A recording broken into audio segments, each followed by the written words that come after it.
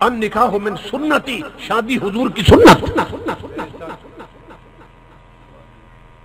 شادی کیا ہے؟ حضور کی. ان نکاح من سنتی، شادی کارڈ پہ بھی لکھا ہوتا ہے شادی حضور کی سنت. اور سنت پہ عمل کرنا عبادت. اتنی بات تو سب کو سمجھ آتی ہے. شادی حضور کی سنت اور سنت پہ عمل کرنا رب کی عبادت ہے. تو کیا رب کی عبادت میں بھی کجریوں کے گانے چلتے ہیں؟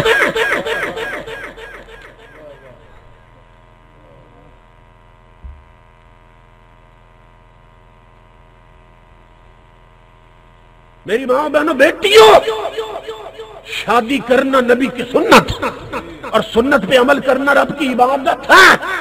تو کیا رب کی عبادت میں بھی ڈھولکی کی تھاپ پر بچیاں گانے گاتی ہیں؟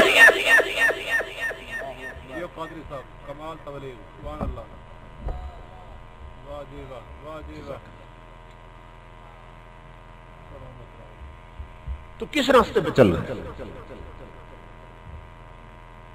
ہر کوئی کہتا ہے ہم حضور کے غلام. تو غلامی کس شے کا نام ہے؟ غلامی کس شے کا نام ہے؟ تاجدار انبیاء کے غلام ہو. ادب کیا ہے؟ تاجدار کائنات. یہ سیکھنا ہے تو اصحاب رسول سے سیکھو. حضور کے ایک جوان صحابی ہیں، شادی کی پہلی رات آتی ہے. شادی کی پہلی رات جس کو کہتے ہیں نا سہاگ رات. اور ہمارے ہاں کیا ہے کہ اچھے بھلے نمازی لوگ بھی شادی پہ نماز چھوڑ دیتے ہیں. شادی کے دن ان کی نمازیں رہ جاتی ہیں. اسی طرح جو دلہن بنتی ہے اس کی نمازیں بھی رہ جاتی ہیں، جو دولہا بنتا ہے اس کی نمازیں بھی رہ جاتی ہیں. حالانکہ آج تو سجدے بڑھ جانے چاہیے تھے کیونکہ زندگی کا ایک نیا دور شروع ہونے والا ہے. آج تو چاہیے تھا کہ صرف فرض اور سنتیں نہ پڑھی جاتی، نفل بھی زیادہ کیے جاتے، زیادہ ادا کیے جاتے تاکہ برکت آتی اس نئے جوڑے میں. مگر دلہن نے بھی نمازیں چھوڑ دی، دولہے نے بھی چھوڑ دی. کیوں؟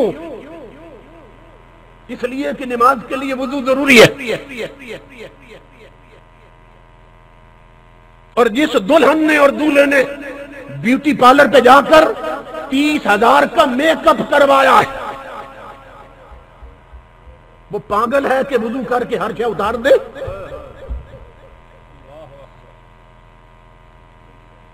دلہن اس لیے وضو نہیں کرتی کہ اس نے 40,000 دیا میک اپ کا. دولہا اس لیے وضو نہیں کرتا کہ اس نے 30,000 دیا میک اپ کا. ان کی آخرت خراب ہوتی ہے، ہو جائے. ان بدبختوں کی قبر گندی ہوتی ہے، ہو جائے، مگر ان کا میک اپ خراب نہیں ہونا چاہیے. بارات میں گئے ہوئے بہت سے لوگ میں نے دیکھے ہیں کہ اگر مسجد میں نکاح ہو نا اور نماز کا وقت آ جائے تو بہت سے لوگ نکل جاتے ہیں، یا نماز پڑھتے تو سر پہ ٹوپی نہیں رکھتے کہ ہماری کنگھی خراب نہ ہو جائے. بہت سے لوگ مسجد سے نکل جاتے ہیں ہمارے کپڑوں کی کلف خراب نہ ہو جائے، مایا لگی ہے کپڑوں کا. اور بدبخت خدا کے گھر میں آ کر نماز نہیں پڑھی تو نے، تجھے نہیں معلوم تیری روح میں کتنی سلوٹیں پڑ گئی.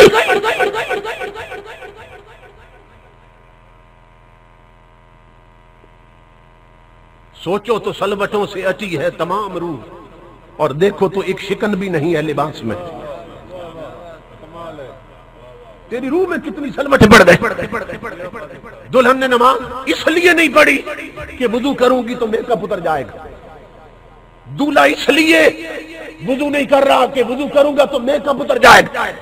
اور میں کہتا ہوں بدبختو، وہ میک اپ کروایا کیوں تھا جسے پانی کے چند چھینٹے اتار دیتے ہیں؟ وہ میک اپ کیوں کروایا تھا جسے پانی کے چند قطرے اتار دیتے ہیں۔ آقا کے ذکر کی مجلس میں آنے والے جوانوں، میری ماں بہنوں بیٹیوں، آؤ تمہیں میں وہ میک اپ بتاؤں جو مصطفیٰ کے مدینے سے آیا ہے۔ اس میک اپ کو چھوڑ دو جو تم نے فلموں سے سیکھا ہے، جو تم نے ڈراموں سے سیکھا ہے، جو تم نے انگریز کے ماحول سے سیکھا ہے، جو تم نے بے غیرتی بے حیائی کے ماحول سے سیکھا ہے۔ اس کو پانی کے چند قطرے اتار دیتے ہیں کیونکہ یہ یورپ سے آیا، یہ انڈیا کی فلموں سے آیا۔ آؤ تمہیں وہ میک اپ دے کے جاؤں جو مصطفیٰ کے مدینے سے آیا ہے۔ حضرت امام حسن بصری فرماتے ہیں، فرماتے ہیں جو آقا کا امتی مرد ہو یا عورت اپنے نبی پہ یہ درود پڑھتا رہے اور پڑھتی رہے۔ میں میک اپ دے کے جا رہا ہوں، میری ماں بہنوں بیٹیوں، میک اپ کرنا ہے تو مدینے کا کرو۔ امام حسن بصری فرماتے ہیں جو اپنے نبی پہ یہ درود پڑھتی رہے اور یہ درود پڑھتا رہے، اللہ رب العزت اس کے چہرے کو وہ چمک اور حسن دیتا ہے کہ موت بھی چہرے کا حسن خراب نہیں کر سکتی ہے۔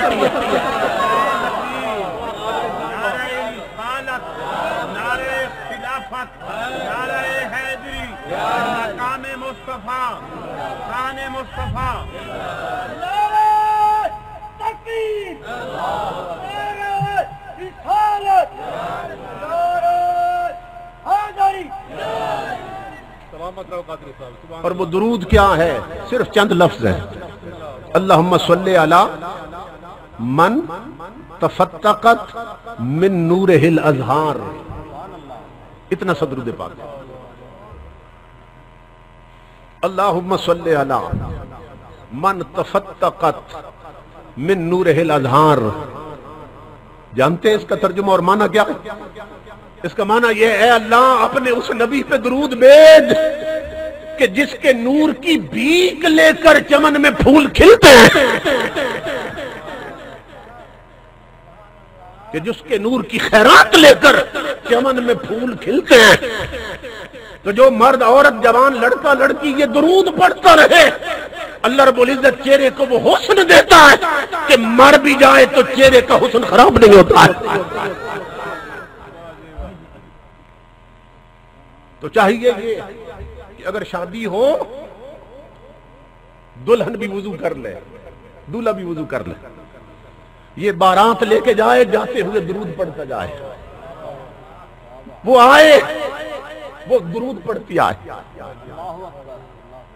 پھر دیکھو کیا ہوتا ہے۔ اب میک اپ کے لیے اگر وضو چھوڑ دیے جائیں، نمازیں چھوڑ دی جائیں، اور شادی سے کئی دن پہلے گھر میں ڈھولک کی تھاپ پر بچیاں گانے گائیں اور ڈیک لگا کر کنجریوں کے گانے چلا دیے جائیں، تو پھر ان شادیوں کے نتیجے میں جو نسل پیدا ہوتی ہے وہ ڈسکو ڈانسر بنتے ہیں، وہ رب رسول کے باغی بنتے ہیں، وہ دین اور شریعت کے باغی اور غدار بنتے ہیں۔ اور اگر امام الانبیاء کے غلاموں ماں بھی درود پڑھ کر دلہن بنے اور باپ بھی درود پڑھ کر بارات لے کے جائے، اور گھر میں آتے ہی مصلی سج جائیں، اور میاں بیوی جو بنے ہیں وہ آ کر کہیں کہ آپس میں بعد میں ملتے ہیں، آؤ پہلے اپنے خدا سے ملتے ہیں، وہ مصلی پہ 2 نفلوں کی نیت کر لیں، تو اللہ کی عزت کی قسم پیدا ہونے والی نسلیں کوئی سلطان باہو بنتا ہے، کوئی قمر الدین سیالوی بنتا ہے۔ واہ واہ۔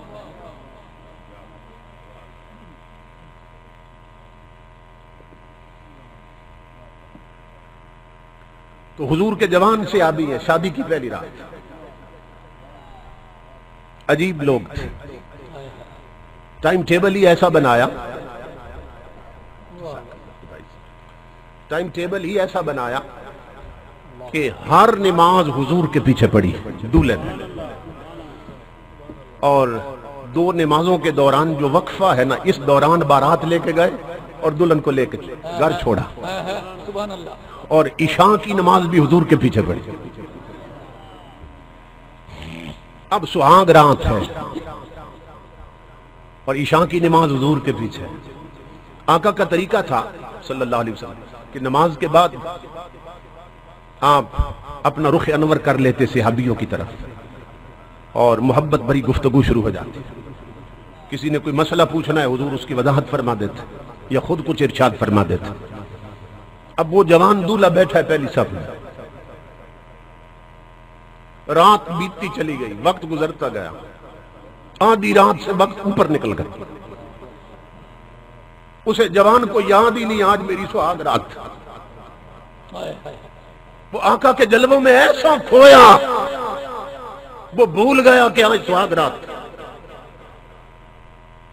اعلیٰ حضرت فرماتے ہیں امام اہل سنت، اے مدینے کے تاجدار تیرے قدموں میں جو ہے غیر کا منہ کیا دیکھے اور کون نظروں میں جچے دیکھ کے طلبہ تیرا. واہ واہ واہ، سبحان اللہ سبحان اللہ. یہ ادب ہے اعلیٰ حضرت کا. ایسا نہیں کیا کہ ایک طرف پوری دنیا کے حسینوں کے چہرے لائیں اور ادھر حضور کا چہرہ لائیں اور کمپیئر کریں چہرے کو چہرے کے ساتھ. نہیں، ادب سکھایا اعلیٰ حضرت نے. کیا؟ ایک طرف پوری دنیا کے حسینوں کے منہ رکھے ہیں، دوسری طرف اپنے نبی کے پاؤں کا تلوا رکھا ہے. اور عرض کرتے ہیں مدینے والے تیرے تلووں کا حسن وہ ہے کہ جو تیرے تلووں کی چمک دیکھ لیں وہ حسینوں کے منہ بھول جاتے ہیں. تو جو تلوے دیکھ لیں وہ حسینوں کے منہ بھول جاتے ہیں. تو یہ جو جس کی سہاگ رات ہے یہ تو حضور کا چہرہ دیکھ رہا ہے، اسے کیا یاد رہنا تھا. آدھی رات سے وقت اوپر نکل گیا، وہ حضور کے جلووں میں گم ہے. امام الانبیاء نے گفتگو ختم کی، دعا فرمائی اور مسکرا کے فرمایا جوان تیری تو آج سہاگ رات ہے، شادی کی پہلی رات، جاؤ دلہن انتظار کر رہی ہوگی. وہ درود پڑھتا ہوا اٹھا اور چلا اپنے گھر کی طرف. مدینہ سے باہر گھر تھا، وہاں پہنچتے اور دیر ہو گئی. جا کے نا اس نے دروازے پہ دستک دی، دروازہ کھلا، وہ دلہن کے کمرے میں داخل ہوا. جوتے اتارے، اس کی چارپائی پہ قدم رکھا یا چٹائی پہ. اب جوان کا ہاتھ گیا دلہن کے گھونگھٹ کی طرف کہ چہرے سے کپڑا ہٹائے اور اپنی شریک زندگی سے کوئی بات کرے. مدینہ پاک کا شہر، سہاگ رات، آدھی رات سے وقت اوپر نکل چکا. دونوں جوان ہیں، اس کا ہاتھ گیا گھونگھٹ کی طرف. قریب تھا کہ دونوں جوان جذبے آپس میں ہم کلام ہوتے، کوئی محبت بڑی بات کرتے. وہ چہرے سے کپڑا ہٹانے لگا کہ مدینے کی آبادی سے حضرت بلال حبشی کی آواز آ گئی. وہ اعلان کر رہے تھے مدینے والوں تمہیں محمد عربی بلا رہے ہیں. کیوں؟ جہاد کے لیے حکم آ گیا ہے. اللہ جہاد کے لیے آیت اتر آئی ہے. کل تم نے اپنے سروں پہ کفن باندھ کر مصطفیٰ کے قدموں پہ اپنی گردنیں کٹھانی ہیں. اے مدینے والوں تمہیں حضور بلا رہے ہیں. اور کرکٹ میچ کے لیے جمعے چھوڑنے والے جوانوں، یہ ہے محبت مصطفیٰ. جب بلال حبشی کی آواز گئی کانوں میں، اس جوان کا جو ہاتھ گیا تھا نا گھونگھٹ کی طرف، وہ ہاتھ پیچھے ہٹایا، قدم چارپائی سے اتر آئے، جوتے پہن کر دیوار کی طرف گیا، تلوار لٹک رہی تھی، اس کو اٹھا کر باہر نکلنے لگا. دلہن دوڑ کر قدموں سے لپٹ گئی، کہنے لگی جوان شادی کی پہلی رات ہے، تو نے ابھی میرے چہرے سے نقاب بھی نہیں الٹی، تو نے کوئی محبت بری بات نہیں کی، اور میرے سرتاج مجھے چھوڑ کے کہاں جا رہا ہے؟ جوان نے جھٹکا دیا اور دامن چھڑا کر کہا نادان مجھے مت روک، مجھے میرے سرتاج نے بلایا ہے. اگر تیرے سر کا سائی میں ہوں تو مجھے میرے سر کے سائی نے بلایا. اگر تیرا سرتاج میں ہوں تو محمد عربی میرے سر کا تاج ہے. مجھے میرے آقا یاد فرما رہے ہیں. دلہن کہنے لگی جہاد تو صبح ہوگا، آپ رات تو یہی کر لیں. اس نے کہا نادان تو شادی کی رات دیکھ رہی ہے، مجھے یار کا بلاوا آ گیا. یہ تو ایک رات ہے، ہزاروں راتیں محمد عربی کے بلاوے پر قربان. جوان یہ کہہ کر آقا کی بارگاہ میں پہنچا، گھر پلٹ کے نہیں آیا، سیدھا میدان جنگ میں صحابہ کہتے ہیں حضور صلی اللہ علیہ وسلم کا طریقہ یہ تھا، بلند مقام پہ نہ کھڑے ہو جاتے تھے حضور اپنے خیمے کے باہر، تو جتنے صحابہ کرام جنگ لڑتے سب پہ نگاہ رحمت ڈالتے تھے کہ اللہ کے دین کے تحفظ کے لیے اور سربلندی کے لیے کس طرح اپنی گردنیں کھجوا رہے ہیں، تو سب کو دیکھتے حضور۔ لیکن صحابہ کہتے ہیں آج انداز بدلا ہوا تھا کہ حضور خیمہ کے باہر کھڑے تو ضرور تھے مگر نظر اس جوان سے ہٹ نہیں گئی تھی۔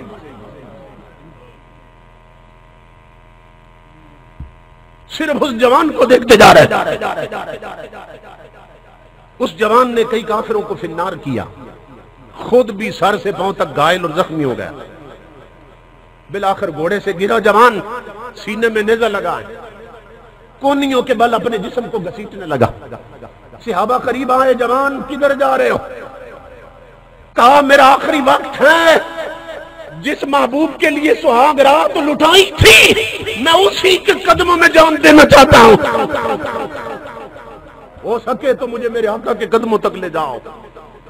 انہوں نے کہا پیاس ہے تو پانی پلا دے، بھوک ہے تو کھجور منہ میں رکھ دے۔ اس نے کہا نہ پانی کی طلب نہ کھجوروں کی طلب، مجھے آقا کے قدموں تک لے جاؤ۔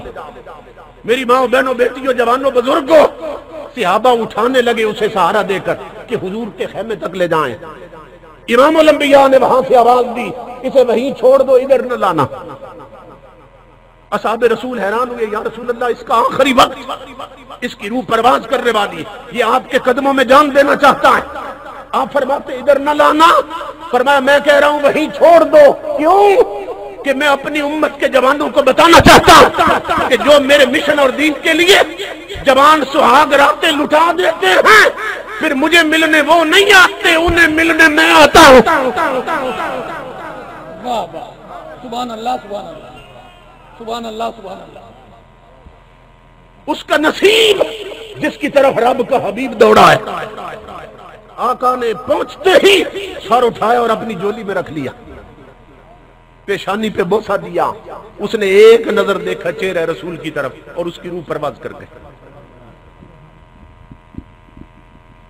صحابہ کہتے ہیں حضور کے چہرہ اقدس پر یہ دو چیزیں ہم نے پہلی دفعہ دیکھی تھی مختلف، کیا؟ آنکھوں سے آنسو گر رہے اور ہونٹوں پہ مسکراہٹ تھی۔ آقا کے ہونٹ مسکرا رہے، آنکھیں رو رہی۔ ہم نے ہاتھ باندھے عرض کی اللہ کے حبیب یہ دو رنگ چہرہ اقدس پہ نظر آ رہے ہیں، آنکھیں روتی ہیں ہونٹ ہنستے ہیں، یہ کیا ہے؟ امام الانبیاء نے فرمایا رونا اس لیے آ گیا، بہت پیارا جوان تھا، جلدی بچڑا ہے، اور ہنسی اس لیے آ رہی کہ اللہ کی عزت کی قسم میرے اس جوان غلام نے گھاٹے کا سودا نہیں کیا، اس نے دنیا کی ایک عورت قربان کی ہے، میری آنکھیں دیکھ رہی ہیں، جنت کی 70 حوریں اس کی بیوی بن کے میدان میں اتر آئی ہیں جو اس کی روح کا استقبال کرنے آئی ہیں۔ یہ ہے تاجدار کائنات کی ذات کا ادب، اور یہ ہے آقا کی حکم کا ادب۔ ہم میں سے بہت سے لوگ ہیں جو آقا کی ذات کا ادب کرتے، حکموں کا ادب نہیں کرتے۔ اگر ہم نے آقا کے حکموں کا ادب کیا ہوتا تو آج ہماری جوان بیٹیاں میک اپ کر کے بے پردہ بازار میں نہ پھر رہی ہوتی۔ اگر آقا کے حکموں کا ادب کیا ہوتا تو دودھ بیچنے والے پانی نہ ملا کے بیچتے۔ اگر ہم نے آقا کے حکموں کا ادب کیا ہوتا تو امیر لوگ اور وڈیرے وہ غریبوں کی زمینوں پہ قبضہ نہ جمائے ہوتے۔ اگر ہم نے آقا کے حکموں کا ادب کیا ہوتا تو دکاندار ملاوٹ والا مال نہ بیچ رہے ہوتے۔ اگر ہم نے آقا کے حکموں کا ادب کیا ہوتا تو ہمارے ٹچ موبائلوں میں کنجریوں کے گانے نہ ہوتے، تلاوت قرآن ریکارڈنگ ہوتی۔ اگر ہم نے آقا کے حکموں کا ادب کیا ہوتا تو ہمارے ملک کے افسر حرام خور نہ بنے ہوتے، تاجر بددیانت نہ بنے ہوتے، اور ملک کے حکمران رب رسول کے باغی نہ بنے ہوتے۔ تو کچھ ذات کا ادب کرتے رہے، آقا کے حکموں کو توڑتے رہے، کچھ حکموں کا ادب کرتے رہے اور ذات کی بے ادبی کرتے رہے۔ تو آقا کے علماء و ایمان تب نصیب ہوتا ہے جب تاجدار کائنات کے حکموں کا ادب بھی کیا جائے اور آقا کی ذات کا ادب بھی کیا جائے۔ صحابہ کرام تاجدار کائنات کی ذات کا ادب کیسے کرتے تھے، صحیح بخاری میں ہے، وما تنخم النبی نخامۃ الا وقعت فی کف رجل منہم فدلک بها وجہہ وجلدہ۔ یہ بخاری شریف جو تاریخ حدیث کی سب سے اتھینٹک کتاب ہے، اس میں کہ حضرت صلی اللہ علیہ وسلم جب لعاب دہن مبارک پھینکتے، تھوک مبارک، تو بڑے بڑے امیر صحابہ کرام وہ آگے ہاتھ کرتے ہیں اور حضور کا تھوک مبارک ہاتھوں پہ لے کے نہ چہروں پہ مل لیتے ہیں۔ جو بخاری شریف میں ہے۔ اب مجھے ایمان سے بتائیں، اگر صحابی بھی حضور کو اپنے جیسا بشر سمجھتے ہیں اللہ اکبر، تو کوئی کسی ماذ بشر کا تھوک بھی چہرے پہ ملتا؟